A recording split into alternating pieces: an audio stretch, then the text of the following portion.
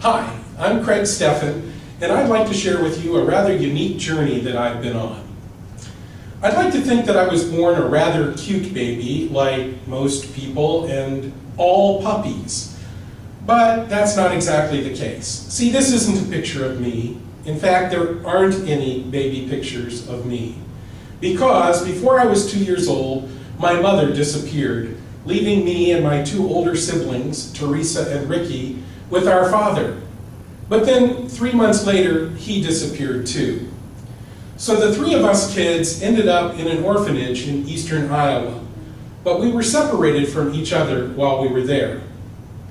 A year after that, my sister and I went to live with a foster family in rural Iowa and were raised on a farm, but it would be 35 years before we saw our brother Ricky again.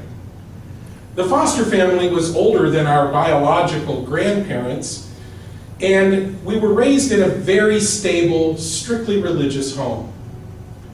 In my teens, I started asking those big questions, like, who am I? Why am I here? What is the purpose of life?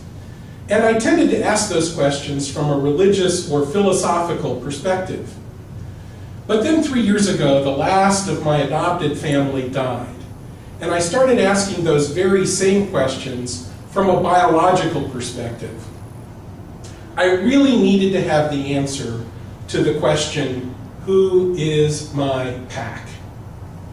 So, using the skills that I've honed from decades of being in business, I found a first clue which kick-started my journey, an obituary from my maternal grandparents' death in 1990.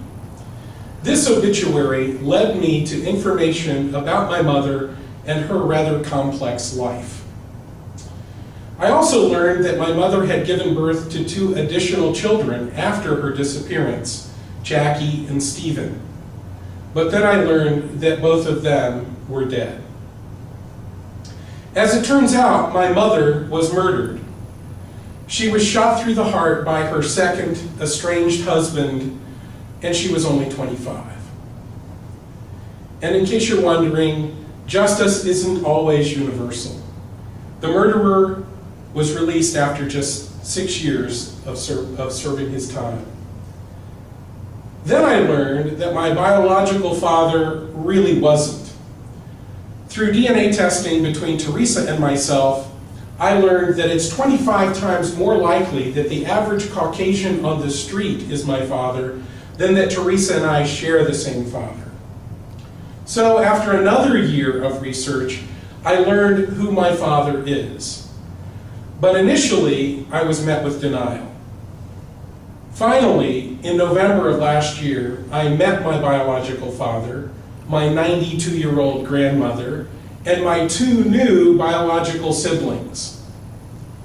They've been wonderfully welcoming and have accepted me into their family, and so I've ended one leg of the journey, but I'm beginning a whole new leg of that same journey.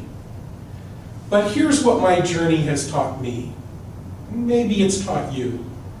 No matter how good, bad, or ugly, the truth will set you free.